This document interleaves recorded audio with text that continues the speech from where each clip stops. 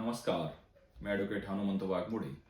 मंडळी, आज आपण शेतकऱ्यांसंदर्भातील काही अडीअडचणी आणि त्यावर मात कशी करता येईल या संदर्भातील काही कायदेशीर तरतुदी पाहणार आहोत. मित्रांनो, महाराष्ट्राच्या एकूण लोकसंख्येच्या साधारणतः 50% जास्त लोकांचा शेती हा उद्योग आहे. म्हणजेच महाराष्ट्रातील एकूण लोकसंख्येच्या 50% पेक्षा जास्त लोकांचा उदरनिर्वाह हा शेतीवर आहे.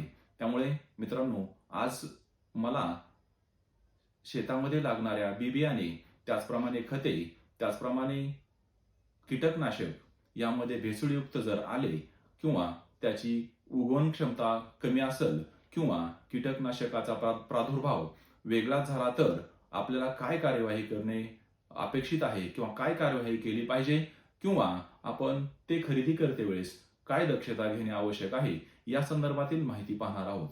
मित्रांनो, सुरुवातीला जर आपण बियाणे, खते किंवा कीटकनाशक जर घ्यायचे असेल तर सर्वप्रथम आपण कृषी सेवा केंद्रात म्हणजेच हे ज्या वस्तू मिळतात त्या दुकानात आपण खरेदी करण्यासाठी जातो. मंडळी, आपण या वस्तू घेताना सर्वप्रथम त्या वस्तूंची रीतसर पावती घेणं अपेक्षित आहे आणि ती पावती घेताना त्यावरती ज्या वस्तू आपण घेतलेल्या आहेत त्याचा बॅच नंबर नमूद करणे आवश्यक आहे. त्याचप्रमाणे त्या पावतीवरती ज्या दुकानदाराकडून आपण त्या वस्तू घेतलेल्या आहेत त्यांचा शिक्का आणि त्या दुकानदाराची सही घेणे आवश्यक आहे.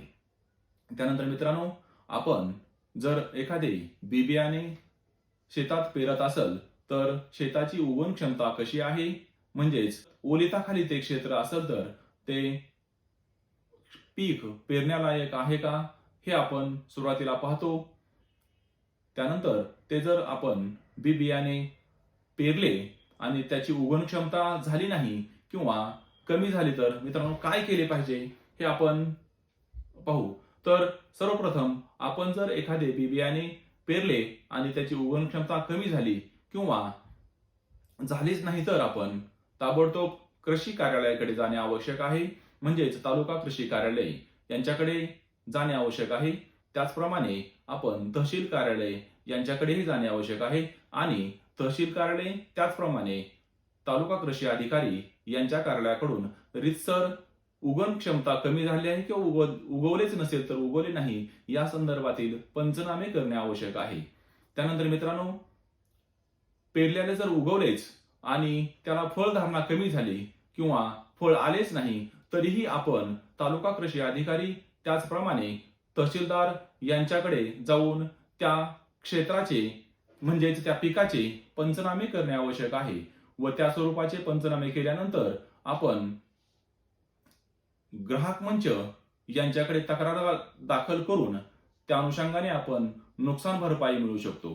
त्यानंतर मंडळी, आपण जर एखादे कीटकनाशक घेतले आणि ते कीटकनाशक एखाद्या पिकावरती आपण फवारले आणि त्या कीटकनाशकाचा जर प्रादुर्भाव झाला म्हणजेच त्या कीटकनाशकाने जर ते पीक नष्ट झाले तर आपण त्या संदर्भातही तालुका कृषी अधिकारी त्याचप्रमाणे तहसीलदार यांच्याकडून पंचनामे करणे आवश्यक आहे आणि त्या पंचनाम्याच्या आधारे आपण ज्या दुकानदाराकडून ते आपण कीटकनाशक घेतले आहे त्याच्या विरुद्ध नुकसान भरपाईचा दावा आपण दाखल करू शकतो आणि त्या संदर्भात नुकसान भरपाई आपण मिळवू शकतो. त्याचप्रमाणे मित्रांनो, आपल्याला जर समजा एखादे खत भेसळयुक्त आहे याची खात्री झाल्यास आपण कृषी कार्यालय त्याचप्रमाणे तहसील कार्यालय यांच्याकडे जाऊन तसा रीतसर त्यांना अर्ज देऊन खत कुठले भेसळ आहे त्या संदर्भात त्यांना माहिती देणे आवश्यक आहे. तालुका कृषी अधिकारी त्याचप्रमाणे तहसीलदार आपणाला योग्य मदत करून ते खत भेसळयुक्त आहे किंवा कसे हे तपासण्यासाठी प्रयोगशाळेकडे पाठवू शकतात आणि ते प्रयोगशाळेकडून आल्यानंतर आपण त्या संदर्भातील नुकसान भरपाई मिळवू शकतो किंवा ज्या कंपनीचे ते खत आहे त्यांच्या विरुद्ध योग्य ती कार्यवाही करू शकतो. मित्रांनो, महाराष्ट्रातील शेतकरी कर्जबाजारी झालेला आहे आणि या कर्जबाजारी मागे नैसर्गिक आपत्ती हे कारण जरी असले तरी आता मी आपणास सांगितलेले म्हणजेच कीटकनाशके, त्याचप्रमाणे खतांमध्ये भेसळयुक्त खते, त्याचप्रमाणे बियांमध्ये उगवण क्षमता कमी असणे किंवा डुप्लिकेट बिया पुरवठा करणे, या कारणांमुळेही शेतकरी हा संकटात आलेला आहे. त्यामुळे मित्रांनो, आता मी सांगितलेली माहिती आपण काळजीपूर्वक ऐकलेली आहे असे मी समजतो आणि आपण या मी सांगितलेल्या माहितीचा उपयोग करून घेताल एवढीच अपेक्षा मी व्यक्त करतो आणि आपण त्याचा उपयोग करावा. धन्यवाद.